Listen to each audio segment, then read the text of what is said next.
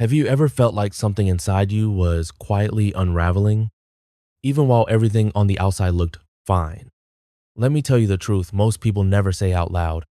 Most people don't survive their spiritual awakening, not because it kills them, but because it undoes them.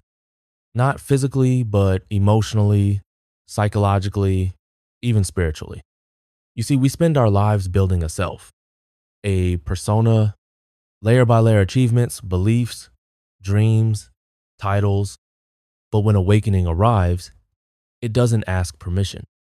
It doesn't tap gently on your shoulder.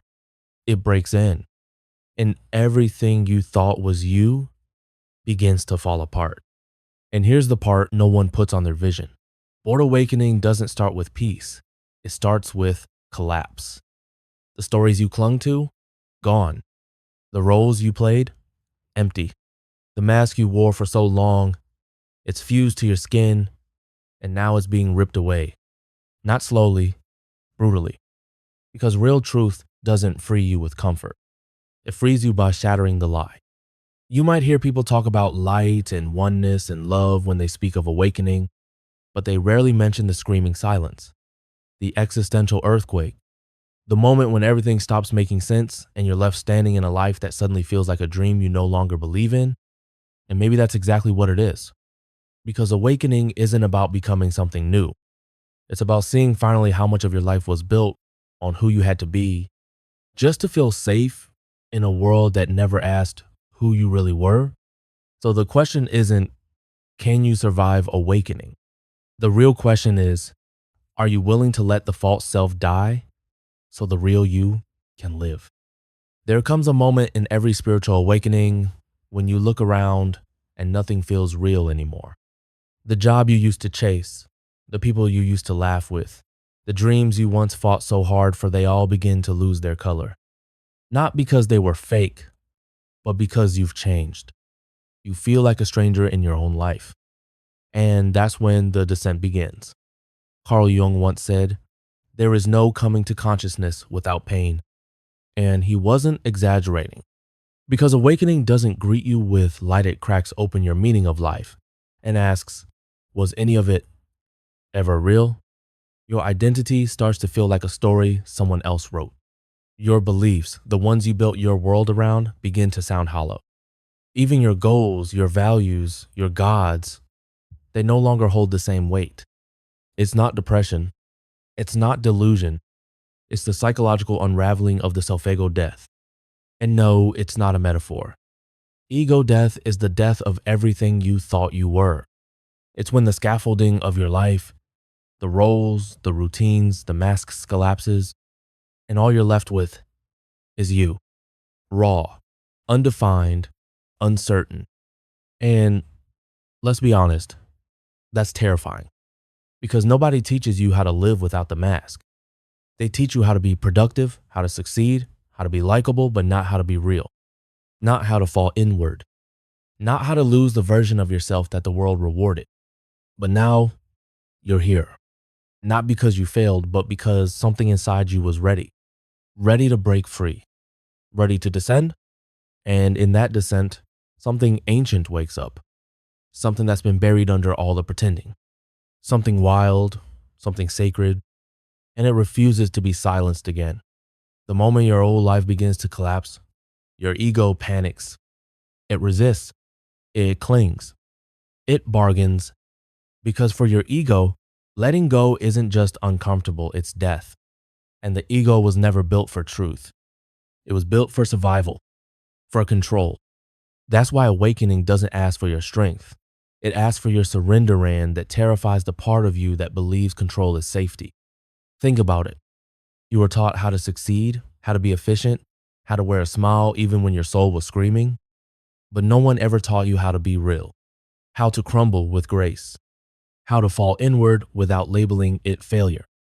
We glorify the climb, the hustle, the performance, but awakening strips it all away.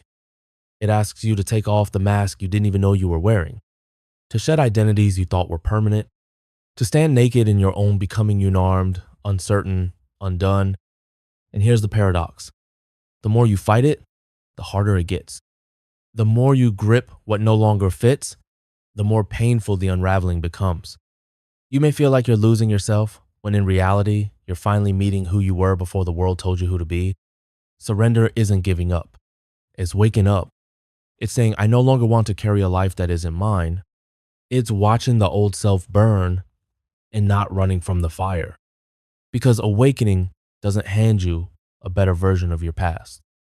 It burns your past down to ash and then waits to see what, if anything, dares to rise. So ask yourself, when the old life starts to crumble, will you resist? Or will you trust the collapse as the beginning of something real? There comes a moment on the path of awakening when the light dims and the shadows begin to speak. Not the kind of shadows cast by the world, but the ones you've carried inside. The parts of you you've spent years denying, the fear, the jealousy, the pain, the patterns you swore you'd outgrown, yet somehow they still show up in the quiet. This is the part most people turn away from, because awakening doesn't just reveal your light, it confronts you with your shadow. But here's the truth no one wants to admit. You can't become whole by pretending you have no cracks. You can't rise without facing what's been buried. Your shadow isn't evil. It's not the villain. It's the hurt child, the rejected self, the wound that learned to survive in silence. Shadow work means sitting down with those parts without judgment. It means looking the parts of yourself you swore you'd never admit to straight in the eye and saying, you belong here too. That's not easy. It's not clean. Sometimes it looks like old fears resurfacing out of nowhere. Sometimes it feels like self-sabotage, like lashing out, like losing control. But these aren't setbacks. They're signals. Your shadow doesn't speak with politeness. It speaks through your triggers, your jealousy, your defensiveness, your addictions. It's the voice behind the sabotage asking, will you love me even now? And if you can answer that with compassion, not rejection, that's when integration begins. Because the shadow isn't trying to destroy you, it's trying to come home. So when your darkness rises, don't run, don't numb it, don't spiritualize it away. Sit with it, listen to it, honor it. Because the parts of you that seem most unlovable are often the ones that just needed your love the most. Most people think awakening is the end of pain, that once you're awake, life just gets easier. But the truth, awakening isn't the end of suffering. It's the beginning of conscious suffering. It doesn't save you from pain. It hands you a mirror and says, now feel it with your eyes open. This is where most turn back, because real awakening asks for everything. Not your plans, not your success. It asks for your grief, your rage, your silence, your surrender. You see, the soul didn't come here just to survive. It came here to become, and becoming, that's not a tidy process. It means unmaking everything the ego built to protect itself. The masks, the titles, the identities crafted to keep you safe, they all have to fall away. Have you ever tried to hold on to something while it was crumbling in your hands? That's what resisting this process feels like. But when you stop gripping, when you let it fall, something else begins to breathe. This isn't about being strong. It's about being real. It's about facing the emotions you spent years avoiding, not to fix them, but to witness them. Awakening doesn't promise clarity. It promises the fire that burns away who you thought you were so something more honest can emerge. And in that fire, your soul remembers, I wasn't born for comfort. I was born to awaken. So if you feel lost right now, if everything you once believed is falling apart, that doesn't mean something's wrong. It might mean you're finally on the path. Not the path to more answers, but the path to more truth. And truth, that's where becoming begins. There's a kind of ache that comes with awakening, not the ache of despair, not the heaviness of depression, but something deeper, older, sacred. It shows up like a whisper in the quiet moments. When the distractions fade, when the applause stops, when the routine no longer numbs the hunger underneath it all, it's not pain you're running from, it's the silence that asks you to feel again. This ache, it isn't a mistake. It's not dysfunction. It's the call, the soul's way of saying, there is more, and you are ready. But here's the thing most people never answer. They drown it in productivity, numb it with perfection, bury it under a mountain of to-do lists and small talk. Because to answer, it means losing everything that kept you comfortable, even if that comfort was quietly killing your spirit. The first phase of awakening is not bliss. It's exile. Exile from your old self, from the identities you wore to survive, from the systems you once trusted to define what success looked like. And once you've seen truth, you can't unsee it. Once you've touched the rawness of your own soul, you can't go back to pretending. That's why the ache won't leave you alone. It's not trying to break you. It's trying to wake you. It's asking, what if the life you built was never meant to hold the size of your soul? So if you feel restless, if nothing seems to satisfy you anymore, don't run from it. Don't silence it. Because beneath that sacred ache is the wild invitation to come home to the part of you that never stopped dreaming, even when the world taught you to forget. After ego death comes the quiet, but not the kind of quiet that soothes you. It's the kind that echoes. It's the space between who you were and who you're becoming. There's no map here, no role to play, just a vast, uncertain stillness that holds you like a question. This is the part no one prepares you for because it doesn't look like awakening, it looks like being lost. We call it the void. It's a liminal zonea, sacred in between. And it's terrifying. Why? Because all the things you used to reach for achievement, approval, identity no longer anchor you, and yet the new you hasn't arrived. It's like floating in midair after you've leapt, but before you land. And in this strange in-between, something unexpected begins to rise. Your pain, your triggers, all the emotions you thought you'd buried for good, you feel raw, exposed. And yes, it hurts. But here's the truth. Awakening never asks you to escape pain. It asks you to meet it, to sit with it, to let it teach you what comfort never could. And slowly, you begin to realize the pain isn't the enemy. It's the doorway, the crack in your armor, the fault line where the light begins to break through. You begin to see that your sadness, your anger, your fear, they're not flaws to fix. They're messengers, each one carrying a truth you've been too afraid to face. And if you can resist the urge to run, you'll find that this sacred void isn't empty at all. It's alive. It's fertile. It's preparing you for rebirth. Because only when nothing else remains, no mask, no noise, no illusion, do you finally meet the truth of who you are. There's a quiet turning point in every awakening when the pain softens, not because it disappears, but because you stop running from it.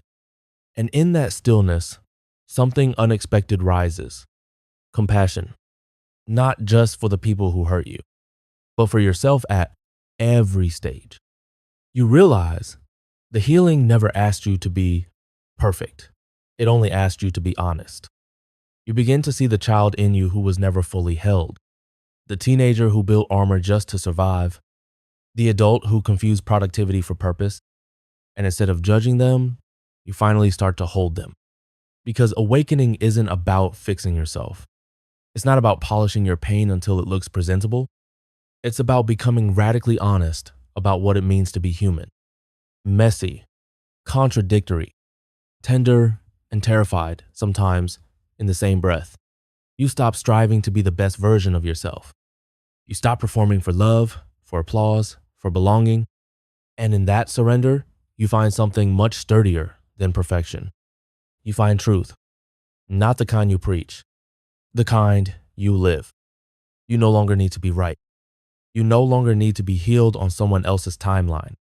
You no longer chase confidence like it's a trophy, because now your ground is truth, not approval, not certainty, just presence. And when that happens, you breathe differently. You speak softer. You move with a kind of grace that can only rise from the ashes of self-abandonment. You no longer need to prove your worth. because you finally remembered you were never broken. You were just waiting to come home to yourself. Most people never make it through the fire, not because they're weak, but because no one ever taught them how to stay with discomfort, how to stay with not knowing, how to stay with the soul when everything inside you screams to run. He fire doesn't burn you to punish you, it burns what you're not. So who you really are can finally breathe. But we're taught to numb, to push through, to find the nearest exit anytime life gets too real, too quiet, too unfamiliar. And yet, the real transformation only happens when you stop running, when you stop trying to fix it, and you stay in the grief that has no words. Stay in the space between identities. Stay in the ache of becoming something you can't yet define. Because if you can stay long enough without fleeing, without forcing, something begins to shift. You awaken to a kind of sacred rage, not the explosive kind, but a deep, ancient fire that rises when you realize how many times you betrayed your own truth just to be accepted. How many times you made yourself small just to be safe. That rage, it's not a regression.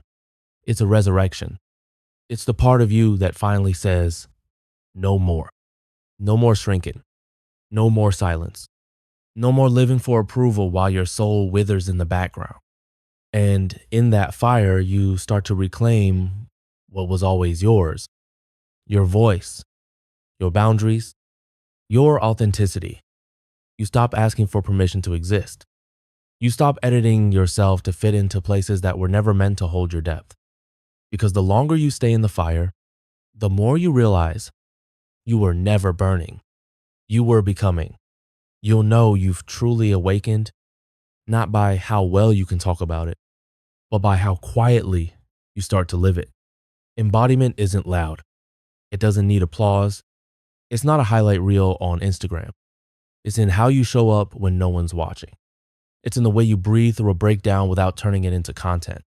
The truth is, most people don't want awakening. They want the aesthetic of awakening. And that's not the same thing. Real awakening isn't beautiful. It's raw. It's crying alone in your car because your nervous system is reprogramming itself.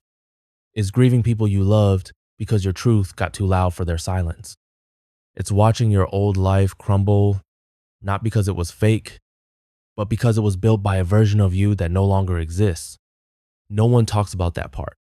The part where you stand in a holy emptiness, where your old roles are gone, but the new form hasn't yet arrived. You feel lost. You feel naked. And still, you don't perform. Because something deeper has taken root. Not your persona, not your curated identity, but your essence. The part of you that isn't trying to prove anything anymore.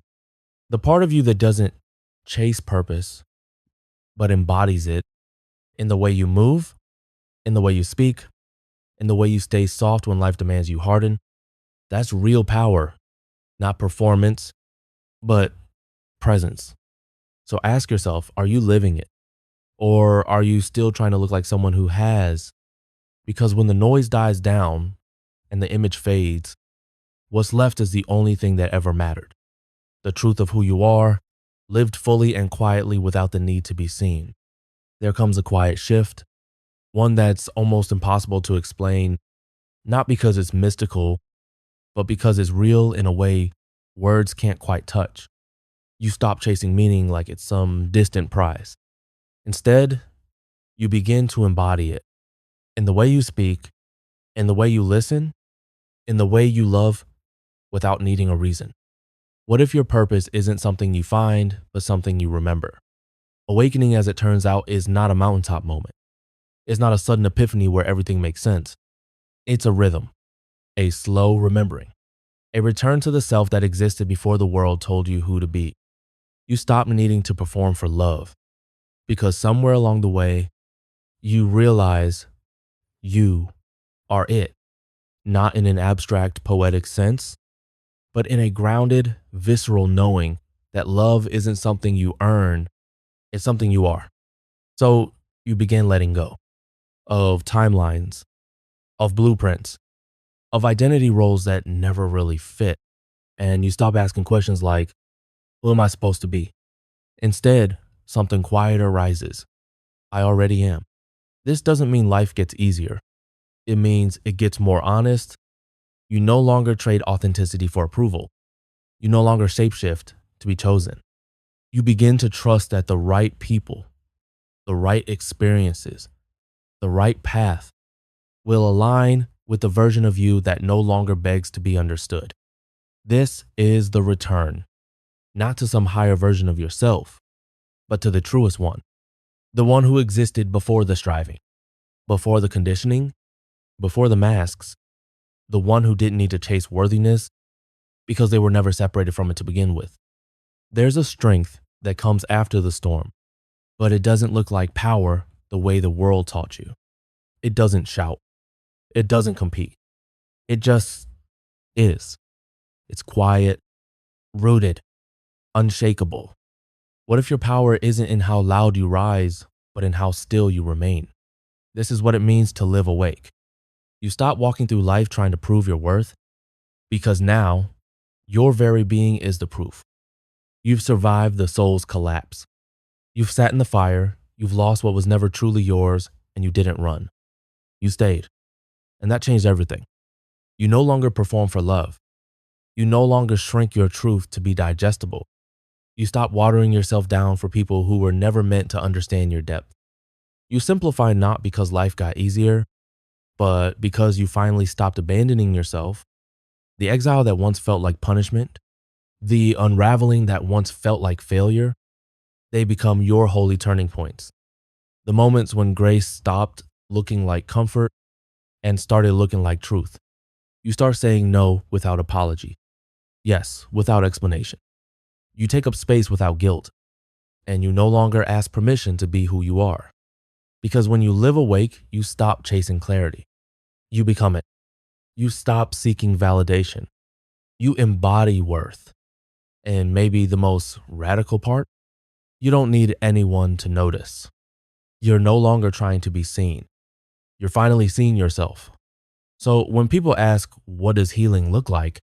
It looks like this. You, unfiltered, undefended, unapologetically alive. When you start living from your truth, something curious happens. You no longer feel the urge to preach it. You don't need to convince, convert, or correct anyone because your presence becomes the message. You stop trying to wake others up. You simply stay awake yourself. And that's what makes a difference. What if your greatest impact isn't what you say, but what your silence reflects in others? You become a mirror. And not everyone is ready to see their reflection. Some people will look at you and remember who they are. Others will look at you and shatter because your clarity threatens the illusion they've built their life on. But that's not your responsibility. You weren't born to manage anyone's reaction to your truth. You were born to embody it, to stand as living proof that healing is possible, that self-trust is real, that integrity is more powerful than performance. You don't need a podium. You don't need a platform. You just need to stay grounded in who you are, especially when the world pulls you to abandon it. Sometimes your calm presence will soothe the chaos around you. Other times, it will expose it. And yes, people may pull away, not because you've changed, but because they can no longer stay asleep in your presence. And that's okay, because your job isn't to dim your light to make others more comfortable. Your job is to stay lit, especially in rooms that forgot what light looks like. You don't preach change, you embody it. And that kind of embodiment, it doesn't always make you popular, but it does make you powerful. There's a moment quiet, but unmistakable, when you realize you're no longer performing. You're no longer tweaking your tone, adjusting your truth, or editing your energy just to fit in. You've stopped living from the surface. Now you're living from source. And here's the part that will challenge some people. Healing doesn't make you more likable. It makes you real. And not everyone will like that. But you're not here to be liked. You're here to be you. You begin to rest without guilt. You feel without apology. You speak without shrinking. You no longer wonder if you're too much for the room, because if you are, then it's the wrong room. You stop asking, who am I supposed to be? And instead, something softer begins to rise. I already am. This isn't arrogance. It's alignment. It's the quiet strength that comes when your identity no longer depends on someone else's reflection. You're not reaching for meaning anymore, like it's out there, somewhere, waiting to be discovered. Now, you embody meaning in how you walk, in how you listen, in how you refuse to abandon your soul, even when the world goes dark. You don't need to shout your purpose from the rooftops.